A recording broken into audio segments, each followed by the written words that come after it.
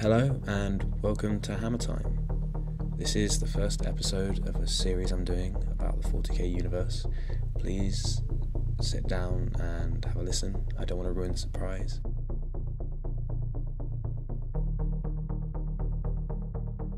We've been waiting for weeks for word from command. Stuck in this deadlock with an unseen enemy. Day by day, we hear nothing save the crazed booms of makeshift missiles and bombs across the increasingly desolate desert township we now wait to die in. We had flushed out the cultists from the township, but not without both significant toll on the Leman Russ and men manning them. Only 2 Leman Russ remain operational, the others all damaged beyond our limited abilities to repair. Shortly after the ambush, the lines around us were pushed back, and we were cut off. Able to return fire on the adversary, but not able to dig them out of their hiding places among the crags and dunes that encompassed the town we now find ourselves in. It was a stalemate, one we were bound to lose eventually. No supplies able to get through, and a receding line around us, we wait to die. We have our manuals and are obeying orders. However, the horror of the town left by our enemy, quickly forgotten at the time, is creeping back into the men around me. Fearing a similar fate, there are hushed conversations over small fires in the evenings. A sense of impending doom is creeping over the remaining men. The unending heat of the days and draining cold of the nights has taken its toll. Many men are at breaking point. Tonight I will try and rest, to stave off the exhaustion and dull terror that seeps my very soul. I awoke with a shock. Movement finally arrests what was once tired men surrounding me.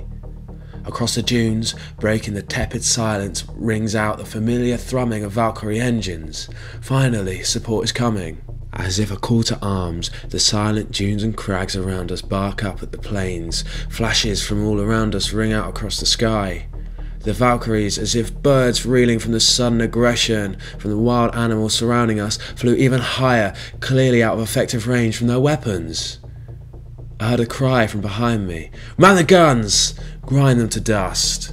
The battered and broken war machines around me sprang to life, turrets turning and screeching into position. We may be trapped, but we can still fight. The big guns affixed to the hull of the Leman Russ across the tower shake the very ground we stand on, the large rounds echoing out in pure defiance of the adversary. The host of Valkyries now reveal their true purpose, as through the fire and flame figures appear, high above us, falling from the great height. Small groups of men falling ever quicker. A dull blue and brief glimmers of gold precede our ally, Tempestus Scions. Crashing into the ground now, all along the gun positions surrounding us, men drop with demonic precision. What had looked like a foolhardy attempt at rescue had in fact been a clever tactic to divine the enemy positions. The flash of las surrounded those positions along with bouts of flame, creating wells of fire across the landscape. Though small in number, the Scions were sweeping through the enemy bolt holes. Waves of flame and accurate las fire firstly drove the cultists out to the open, then dispatched them with maddening efficiency. In rapid succession, the enemy gun positions fell quiet, being replaced by the sound of roaring blades and flames wreathing the landscape. Such fire did nothing but fill my heart with love for the Emperor.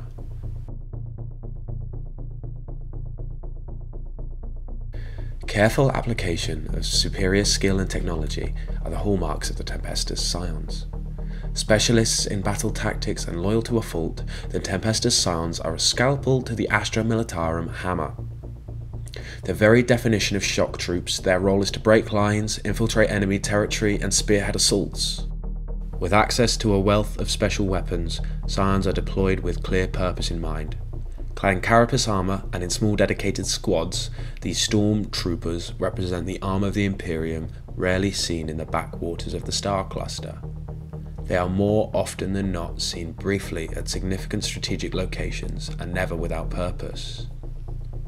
Far more capable and highly trained than common guardsmen, Tempestus Scions undergo rigorous training and indoctrination to facilitate the highly disciplined and calculated warfare they wage across the Imperium. Rarely seen as a sole force, the Tempestus Scions are used most commonly in conjunction with Astra Militarum. They are used most effectively in tandem with strong Astra Militarum lines of tanks and infantry. Capable of deploying in ways Astra Militarum cannot, and more than capable of dealing with a large variety of threats in ways guardsmen cannot. Most commonly on the battlefield, the Tempestus Scions are led by Tempestus Primes. Well versed in the common battle tactics of the Scions, these cunning leaders aid with special battle tactics, in particular for dealing with armour and large monstrous xenos present on the battle grid. Post-Indominus Crusade, these capable soldiers are most commonly seen with plasma guns and hotshot las guns. Utilised as effective tank hunters, the Scions are often deployed from above the battlefield, or in the case of the command squads, so often seen accompanying Tempestus Primes. Melt guns, with the sole intent of armour hunting. With knowledge of the enemy prior to deployment, the Tempestus can be used to devastating effect. Capable of accessing armories of weapons, these capable soldiers are perfectly positioned to equip themselves for most enemies of the Imperium. Be it hotshot volley guns for the Green Tide and Tyranid Menace, or plasma and melter guns for bringing down the various Hellforged Chaos and mechanized columns.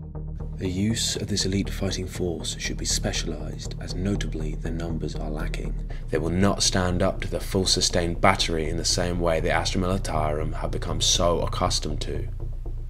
It is important that their deployment is of tactical value over whichever battle grid they are positioned. Should they be coming in via dropship from high above the combat, their location should give them the ability to bring their full firepower to bear on a worthwhile target, as without a doubt their presence on the battlefield will draw fire. Clever generals have been known to utilise their rapid deployment to weaken enemy flanks, facilitating the withering firepower of Imperium tanks.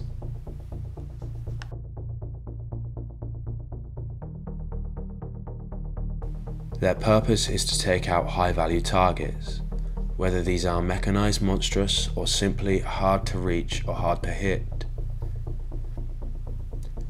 Once down, they need support. This comes in many forms, but most commonly an assault from a hardy Imperium unit or threat saturation within the Allied lines. The carapace armour they bear creates a fairly tough unit when in cover. However, they will fold like paper under sustained or moderate to large amounts of fire. It is extremely important they deal with their target on the turn they appear on the battlefield, as they will more than likely not get another shot. They are good objective grabbers in the maelstrom of war, as their deployment gives them freedom and their role as troops gives them the ability to secure objectives. By far the most efficient equipment for them will serve a singular purpose: plasma for anti-tank or hotshot volley guns for horde and infantry. It is important to remember that killing their target is essential for the successful use on the battlefield, and there are several combinations that can facilitate this. Primarily, Tempestus Primes to give them orders to increase their efficiency. Second to this, utilising several squads to push the chance of annihilating their target to good odds will create a powerful close-range firebase that demands attention and commands presence on the battle grid. Bear in mind that should you be targeting a transport, the Scions will need support to deal with the contents, as often several squads will be required to kill the vehicle and will not have the firepower to go further. Be wary of counter-attacking units of large close combat blobs, as these will completely shut the efficiency of the unit down and will lead to the Scions not having the effect desired. Scions should be deployed to this effect. All in all, a powerful tool in the Astra Militarum arsenal, providing cheap anti-tank capability as well as efficient map presence, demanding heavily armoured enemies protect their lines from the Scion threat.